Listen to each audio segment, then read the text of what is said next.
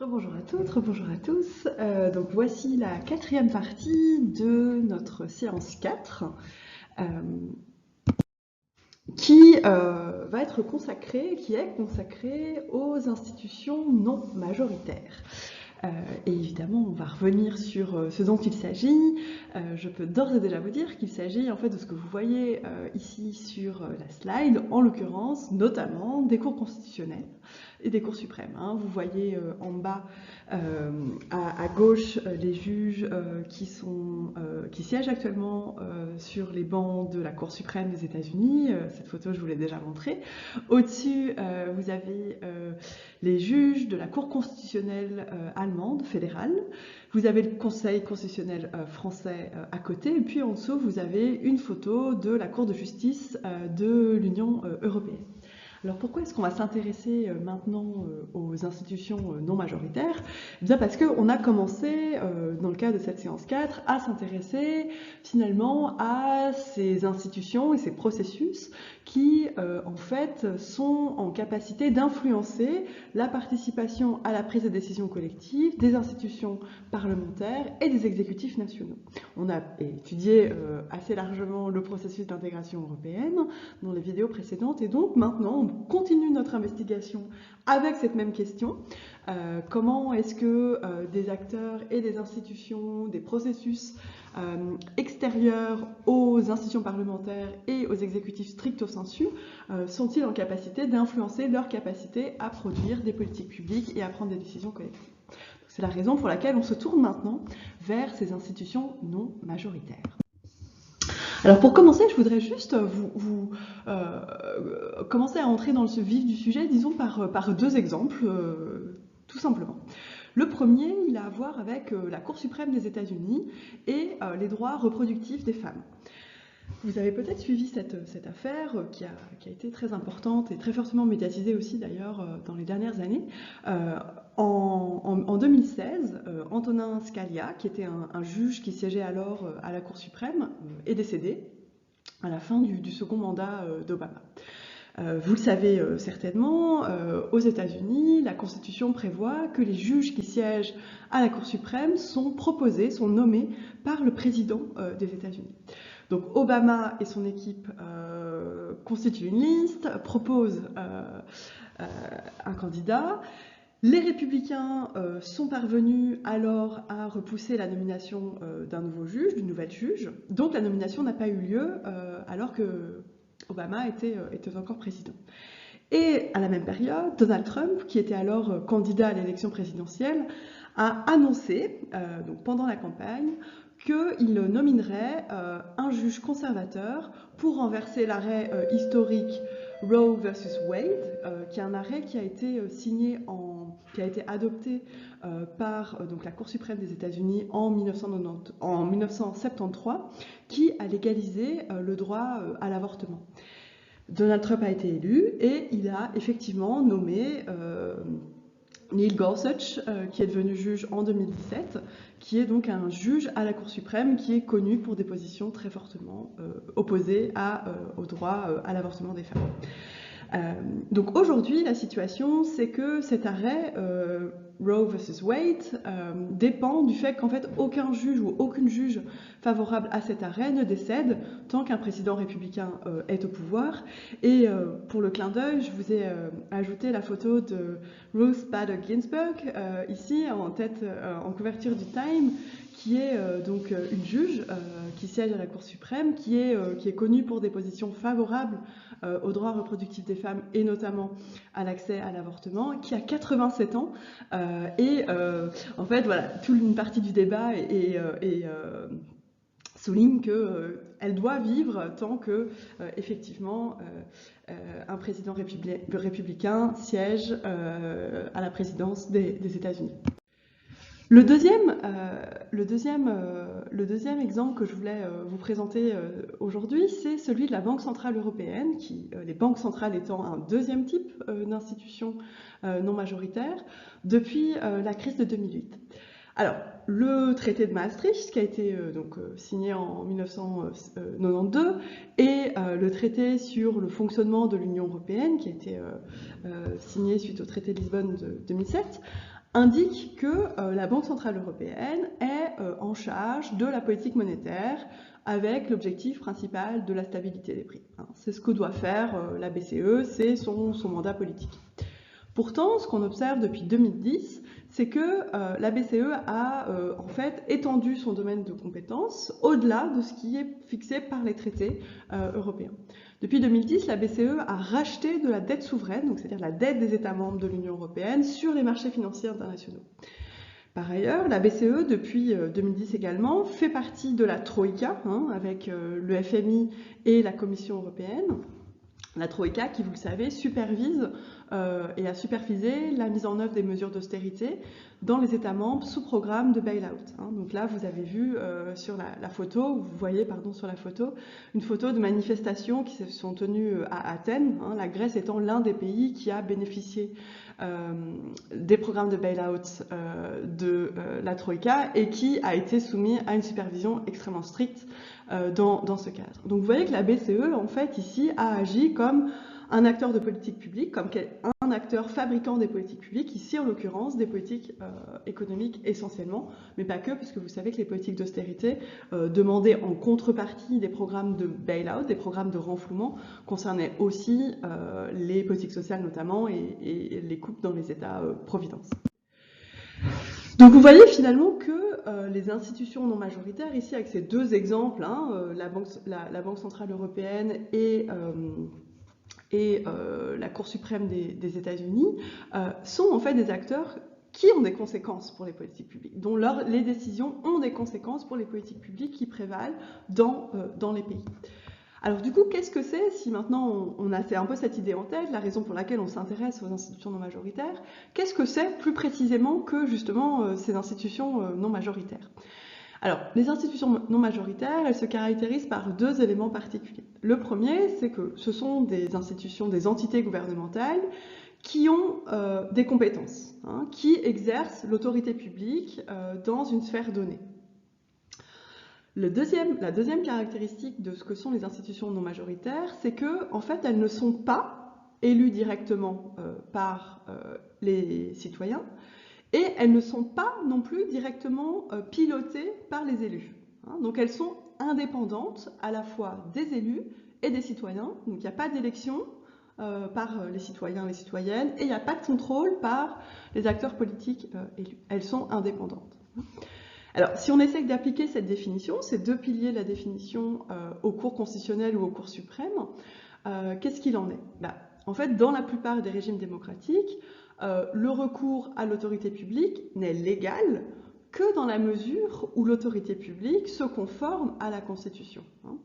Or, ces cours, les cours constitutionnels et les cours suprêmes, sont des institutions indépendantes qui sont chargées d'assurer l'application des lois, l'application des droits, inclus dans la Constitution, en ce compris contre les institutions parlementaires, si les institutions parlementaires promulguent, légifèrent et décident de lois qui sont contraires aux droits inclus dans la Constitution. Donc vous voyez que les institutions non majoritaires, ici dans le cas des cours constitutionnels et des cours suprêmes, peuvent remettre en cause des décisions prises par des policymakers comme le sont les législatures. La deuxième chose, c'est, si on prend l'exemple des banques centrales, c'est, comme je vous le disais, c'est bien des institutions indépendantes qui sont formellement chargées d'enjeux précis. Dans le cas de la BCE, on l'a vu ensemble, la politique monétaire et la stabilité des prix. Mais dans des circonstances politiques particulières, comme par exemple une crise systémique telle qu'on l'a connue depuis 2008, leur influence peut dépasser ce cadre et s'étendre à d'autres domaines de politique publique, comme par exemple la politique économique. Donc là, on voit que les institutions non majoritaires peuvent jouer le rôle de policymakers directement, peuvent directement faire des politiques publiques. Donc finalement, si on rassemble ces éléments-là, pour répondre à notre question initiale qui était finalement pourquoi est-ce qu'on s'intéresserait aux institutions non majoritaires pour comprendre comment les institutions parlementaires et les exécutifs produisent des décisions collectives et font des politiques publiques, tout simplement parce que les institutions non majoritaires participent à la prise de décision collective, soit directement, soit indirectement.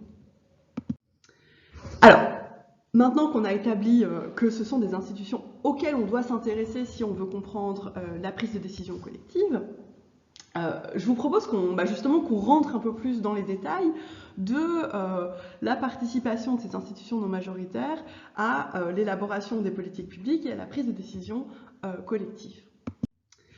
Alors, pour ça, je vais me concentrer, pour des raisons de clarté, sur les cours constitutionnelles et les cours suprêmes. Alors, dans les régimes démocratiques où l'exercice de l'autorité publique est contraint par la Constitution, ce qui est la plupart en fait des États européens, la plupart des États latino-américains, les États-Unis aussi, mais ce qui n'est pas le cas du Royaume-Uni et de la Nouvelle-Zélande, on pourra y revenir si vous le souhaitez. Les contrôles de constitutionnalité garantissent justement cette suprématie normative de la Constitution sur les autres lois. Donc ces contrôles de constitutionnalité, c'est un mécanisme qui permet de s'assurer de la légalité constitutionnelle des autres lois et des autres normes légales qui sont adoptées au sein d'un pays. Alors, il y a en fait deux types principaux de contrôle de constitutionnalité. Vous allez voir qu'en fait c'est assez important pour comprendre notre question à nous, qui est celle de comment est-ce que les institutions non majoritaires participent ou pas, dans quelle mesure, à la prise de décision collective. Le premier type de contrôle de constitutionnalité, c'est ce qu'on appelle un contrôle juridictionnel. Qu'est-ce que ça veut dire? Ça veut dire que ce sont les juridictions, donc le pouvoir judiciaire, qui fait le contrôle dans le cadre d'un litige. C'est typiquement ce qui se passe dans le cas des États-Unis, où dans les cours ordinaires, donc dans les cours qui ne sont pas des cours constitutionnels, qui sont dans les cours du système du pouvoir judiciaire classique, une dispute légale, un litige est enregistré et pour le régler, ces juges, qui sont des juges entre guillemets ordinaires, c'est-à-dire des juges qui ne sont pas des juges constitutionnels, sont en mesure d'invoquer la Constitution et surtout justement de vérifier que les lois qu'ils vont utiliser pour régler le litige sont bien en conformité avec ce que prescrit la Constitution, ici dans le cas des États-Unis, la Constitution américaine. Donc c'est ce qu'on appelle un contrôle juridictionnel, quand c'est vraiment le pouvoir judiciaire qui est en charge de ce contrôle juridictionnel. Il y a un deuxième type de cas, qui est en fait ce qu'on observe dans les pays européens, donc à l'exception du Royaume-Uni, c'est quand le contrôle de constitutionnalité, en fait, il est assuré par une cour spéciale. Pas par le pouvoir judiciaire en général, mais par une cour constitutionnelle. Dans ces cas-là, donc les cours ordinaires, celles dont on a parlé à l'instant avec l'exemple précédent, n'ont pas en fait l'autorité pour assurer le contrôle de constitutionnalité. Seules les cours constitutionnelles le peuvent. C'est le cas en Allemagne, c'est le cas en Autriche, c'est le cas en France, c'est le cas en Belgique, c'est le cas aussi de la Cour de justice de l'Union européenne. En fait, ce qui est intéressant, et c'est la raison, c'est là où je voulais en venir, ce qui est intéressant avec ces différents types de contrôle de constitutionnalité, c'est qu'en fait, ils reflètent des conceptions différentes de la séparation des pouvoirs. Et vous vous souvenez que la séparation des pouvoirs, c'est en fait le principe qui est au cœur de la construction des régimes démocratiques représentatifs. C'est ce qu'on avait vu ensemble, je crois, à la première séance. Alors, qu'est-ce que ça veut dire et quelles sont du coup les conceptions de la séparation des pouvoirs qui sont en quelque sorte encastrées dans ces différentes manières de faire le contrôle de constitutionnalité, c'est-à-dire dans ces différentes manières de s'assurer la prééminence normative de ce qui est prescrit, de ce qui est écrit dans la Constitution sur toutes les autres lois. Alors, dans les systèmes de contrôle juridictionnel, il y a un S en trop ici. Les cours sont considérées comme des branches qui sont distinctes, mais égales aux autres branches dans un système de contrôle et de contre-pouvoir comme c'est le cas des États-Unis. Et dans certains cas, presque, on pourrait dire que il y a une forme de, il y a une forme de, mais il y a une forme de, un peu de confusion des pouvoirs. Pourquoi? Parce que finalement, les cours ordinaires, peuvent participer au travail législatif de la législature en invalidant une loi, dans le cadre de la résolution des litiges entre individus, entre parties, qui ne sont pas des litiges constitutionnels. Dans le cas des États-Unis, plus précisément, qu'est-ce que ça veut dire? Ça veut dire qu'en fait, on le sait, les cours sont chargés de la résolution des litiges légaux, bien sûr, c'est-à-dire des controverses, en fait, sur les lois en vigueur, et la Constitution, c'est l'une de ces lois. Donc, les juges doivent disposer du pouvoir de contrôle juridictionnel pour résoudre les litiges. Hein. Ça, ce raisonnement-là, l'idée que la Constitution, c'est l'une des lois qu'utilisent les juges pour résoudre les litiges, c'est en fait, c'est né d'un arrêt justement de la Cour suprême, qui est un très vieil arrêt, adopté en 1803 en fait, dans le cadre de la décision Marbury versus Madison, qui en fait établit le fait que les juges des cours ordinaires, donc les juges qui ne sont pas des juges constitutionnels, peuvent en fait exercer précisément ce contrôle juridictionnel. C'est ce qu'on appelle en fait un modèle décentralisé. Pourquoi décentralisé? Précisément parce que en fait, tous les juges du pouvoir judiciaire dans les cours ordinaires sont en mesure d'exercer ce contrôle juridictionnel. Ce n'est pas réservé à un type de juge particulier, comme c'est le cas du deuxième type de contrôle de constitutionnalité, mais c'est diffusé, décentralisé à l'échelle du système judiciaire en général. Dans les modèles centralisés, au contraire, eh bien, le principe c'est que, comme on l'a vu ensemble, le contrôle de constitutionnalité est en fait concentré dans les mains d'une juridiction spécialisée, hein, qui sont les cours constitutionnels. Dans ces pays, la doctrine de la séparation des pouvoirs a été, un peu par opposition à ce qu'on a vu avant, très attentive à vraiment bien distinguer la fonction politique, donc qui est de légiférer, de la fonction judiciaire, qui est de résoudre les litiges sur la base de la loi. C'est pourquoi seuls les juges constitutionnels peuvent invalider une loi. Les cours ordinaires, donc le pouvoir judiciaire, ne le peuvent pas. Donc là, vous voyez qu'il y a vraiment une séparation très forte entre les fonctions législatives et les fonctions de résolution des litiges, des disputes légales. Et vous voyez aussi que donc c'est vraiment très très séparé. Et les cours constitutionnels, du coup, dans ces modèles centralisés, sont donc en charge du contrôle de constitutionnalité et ne font que ça, en fait. Elles ne traitent que des questions constitutionnelles. Et en fait, formellement, elles sont séparées à la fois, bien sûr, de la législature, mais aussi du pouvoir judiciaire. Elles disposent en fait d'un espace légal, d'un espace normatif qui leur appartient, qui est celui qui leur permet justement d'être les seuls à même de traiter des questions constitutionnelles.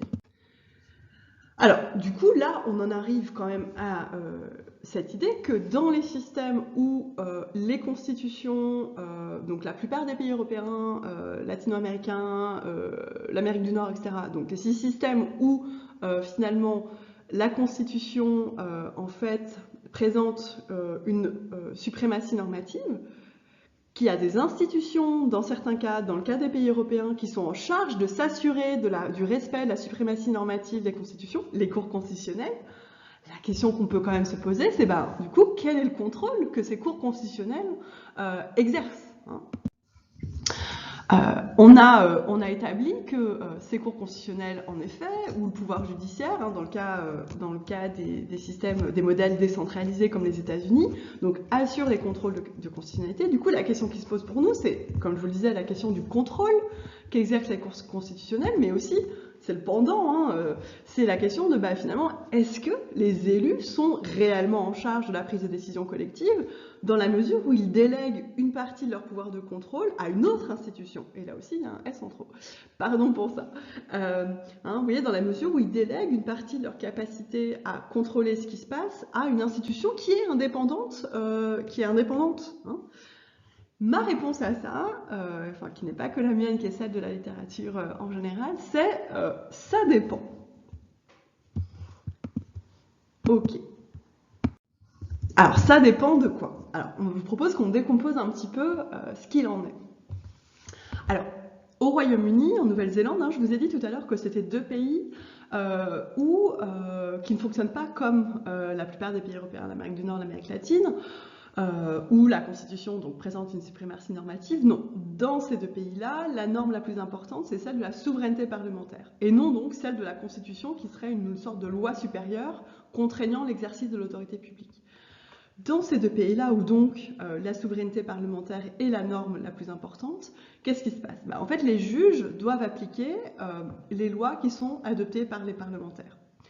Ces lois ne peuvent être appliquées dans le cadre d'un litige qu'après que le juge les ait interprétées.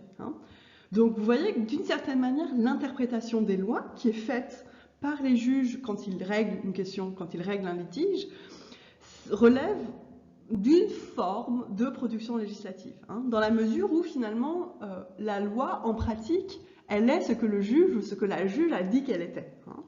Donc de ce point de vue-ci, les juges participent, contribuent à la production législative puisqu'ils contribuent à fixer le sens, les implications de ce que la loi dit et de ce que la loi est. Hein. Mais en même temps, dans ces systèmes où prévaut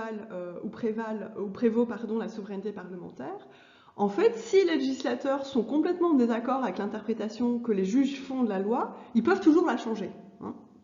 Donc vous voyez que finalement, dans ces systèmes où la norme la plus importante, c'est celle de la souveraineté parlementaire, ben finalement, les parlementaires conservent l'essentiel du contrôle. Hein. Certes, les juges ont une forme de capacité à produire ou à coproduire la loi dans la mesure où ils l'interprètent, où ils en fixent le sens, mais en même temps, ceux qui ont la main en dernière instance, ce sont les parlementaires qui sont toujours en mesure de changer la loi s'ils sont trop en désaccord avec l'interprétation que les juges en font. Dans la plupart des autres régimes, en revanche, hein, des autres régimes démocratiques en revanche, donc où la Constitution est prédominante, où ce qui prévaut, c'est l'idée que la Constitution, c'est une forme de loi supérieure qui contraint en fait l'exercice de l'autorité publique, là, le pouvoir des élus est beaucoup plus limité. Hein. Alors, certes, dans certains cas, on a parlé des États-Unis, c'est aussi le cas ailleurs, l'exécutif nomme les membres des cours suprêmes ou constitutionnelles. Hein. Mais ok, ils ont ce pouvoir-là, mais en fait, la seule manière de regagner complètement le pouvoir pour les exécutifs serait en fait d'amender la Constitution pour récupérer le pouvoir qui est justement attribué dans les constitutions aux cours constitutionnels ou aux cours suprêmes. Mais en fait, les règles qui organisent les révisions constitutionnelles sont en général très très restrictives. Hein. Donc dans ces systèmes politiques-là, si on est un peu synthétique, ce dont on se rend compte, ce qui se passe, c'est qu'en fait, les élus font la loi, effectivement, mais sous le contrôle des juges constitutionnels. Hein. Puisque ces derniers sont ceux qui vérifient, qui font les fameux contrôles de constitutionnalité, s'assurant que la loi qui est produite est en conformité avec la Constitution qui est dotée d'une suprématie normative, c'est-à-dire qui est une loi qui contraint, un ensemble légal qui contraint en fait l'exercice de l'autorité publique par les élus, exécutifs et institutions parlementaires compris. Alors, du coup, une fois qu'on a un peu établi ça, la question qui se pose pour nous, c'est quel est le contrôle en fait dont bénéficient les juges constitutionnels, c'est-à-dire, dit autrement, quelle est leur zone discrétionnaire, quel est le pouvoir dont ils disposent. Hein. Une zone discrétionnaire dans la littérature qui est spécialisée sur ces questions-là, qu'est-ce que c'est? C'est en fait tout simplement la somme des pouvoirs qui sont délégués à la Cour, moins la somme des instruments de contrôle dont disposent les autres acteurs pour façonner les décisions de la Cour. Hein. Donc la zone discrétionnaire, c'est une notion en fait qui mesure l'étendue du contrôle dont disposent les cours constitutionnelles et les cours suprêmes dans l'exercice de leur fonction de contrôle de constitutionnalité. Hein. Alors si on réfléchit un petit peu, et en tout cas c'est ce qu'ont bien montré de manière comparée les travaux qui sont penchés sur la question, la zone discrétionnaire des cours constitutionnels est en fait particulièrement large, et en fait la plus large quand plusieurs conditions sont réunies. Quand elles peuvent exercer des contrôles de constitutionnalité avant qu'une loi ne soit adoptée ou mise en œuvre. C'est ce qu'on appelle un contrôle abstrait. Hein. C'est-à-dire que c'est avant même qu'il y ait eu le moindre souci avec la loi, avant même qu'il y ait eu le moindre cas, avant même qu'il y ait eu le moindre litige, les cours, dans certains cas, sont en mesure d'exercer le contrôle de constitutionnalité. Leur pouvoir, leur zone discrétionnaire est large aussi quand elles peuvent aussi faire quand en fait le pouvoir judiciaire peut aussi initier le contrôle de constitutionnalité, c'est-à-dire faire ce qu'on appelle un contrôle concret sur un cas pratique, hein, sur un cas donné, sur un litige en particulier. Leur zone discrétionnaire est aussi particulièrement large quand elles peuvent traiter des demandes individuelles et quand, ça c'est très important, il est en fait difficile ou impossible d'amender la Constitution et la liste des droits qu'elle stipule. Dans ces cas-là, les cours constitutionnels disposent d'une marge de manœuvre, pour le dire comme ça, ou d'un pouvoir, d'une zone discrétionnaire particulièrement large. Alors je voulais vous donner peut-être deux exemples pour développer ça un petit peu et détailler. D'abord, celui de la Cour constitutionnelle fédérale allemande, qui est en fait, de toutes les cours constitutionnelles, est celle qui dispose de la plus large zone discrétionnaire. Pourquoi? Parce qu'en fait, elle est en charge de toutes les questions constitutionnelles. Elle exerce un contrôle de constitutionnalité à la fois abstrait et concret. Elle traite de demandes individuelles et les instruments de contrôle à son encontre sont extrêmement faibles. Les décisions de la Cour sont en fait irréversibles, sauf par la Cour elle-même. Donc là, vous voyez qu'en fait, toutes les conditions sont réunies pour que la Cour constitutionnelle fédérale allemande, à Karlsruhe, exerce elle dispose en fait d'une zone discrétionnaire maximale et exerce un contrôle particulièrement étroit et particulièrement fort du coup sur la production législative des différents parlements, parce que vous savez que le système allemand est un système fédéral. Le Conseil constitutionnel français, c'est un cas intéressant dont je voulais aussi vous mentionner rapidement 2-3 caractéristiques parce que c'est un cas d'une Cour constitutionnelle qui, en fait, au fil du temps, est parvenue à étendre sa zone discrétionnaire. Donc, qui, au fil du temps, est parvenue à étendre sa marge de manœuvre, à étendre, disons, le contrôle qu'il peut exercer. Alors, quand le Conseil constitutionnel a initialement été introduit, il a été introduit pour exercer un contrôle de constitutionnalité a priori ou abstrait, donc c'est-à-dire avant que la loi ne soit promulguée et appliquée. Dans les années 70, contre d'ailleurs les recommandations des pères fondateurs de la Ve République, le Conseil constitutionnel français a intégré à la Constitution une liste des droits, une charte, la charte des droits dont bénéficient les citoyens et les citoyennes français. Donc, en cela, vous voyez, il a accru son pouvoir puisque le Conseil constitutionnel a dit, en fait, nous, on est aussi en charge de vérifier que ces droits que nous avons ajoutés à la Constitution sont bien respectés par l'ensemble des lois qui sont adoptées, qui sont discutées et en phase de préadoption par l'Assemblée nationale. Depuis 2010, c'est la deuxième étape de cette trajectoire d'extension de sa zone discrétionnaire. Depuis 2010, donc, le Conseil constitutionnel français exerce également un contrôle de constitutionnalité concret. Donc il a ajouté le contrôle de constitutionnalité concret à ses fonctions de contrôle de constitutionnalité abstrait ou a priori. Là où, en fait, on voit que le Conseil constitutionnel français a quand même moins de contrôle que la Cour constitutionnelle fédérale allemande, c'est que les règles qui concernent les révisions constitutionnelles sont plus permissives qu'en Allemagne. C'est-à-dire que dans certaines conditions politiques particulières, les décisions du Conseil peuvent être annulées. Et en fait, c'est arrivé 2 fois, et notamment en 1999.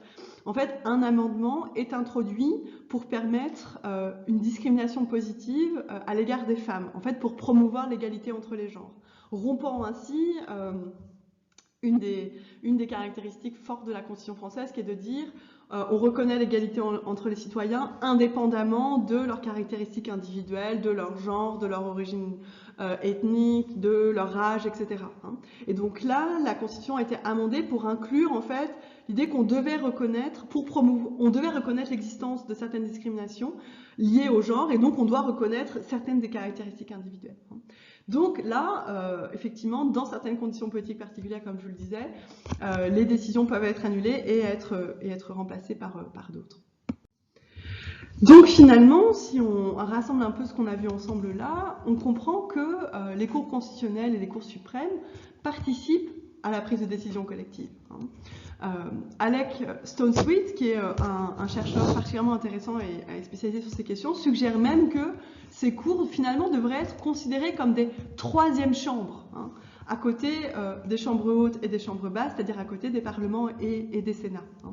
Donc on voit finalement, et c'est ça qu'il faut retenir, que les institutions non majoritaires doivent être considérées quand on s'intéresse à qui participe à la prise de décision collective, parce que finalement, par leurs outils de contrôle de constitutionnalité, dans certaines conditions politiques, les institutions non majoritaires produisent des politiques publiques, fabriquent des décisions collectives qui ont des conséquences ensuite pour les citoyens. Donc c'est ça qu'on doit retenir. On doit s'intéresser aux institutions non majoritaires, même si elles sont indépendantes, même si sur le papier, elles n'exercent pas de pouvoir de politique publique et de prise de décision collective, mais par leur contrôle de constitutionnalité, par le fait qu'elles sont en charge de s'assurer de la suprématie normative de la Constitution, dans le cas des cours constitutionnels, on voit qu'elles participent en fait à la production des décisions collectives et des politiques publiques.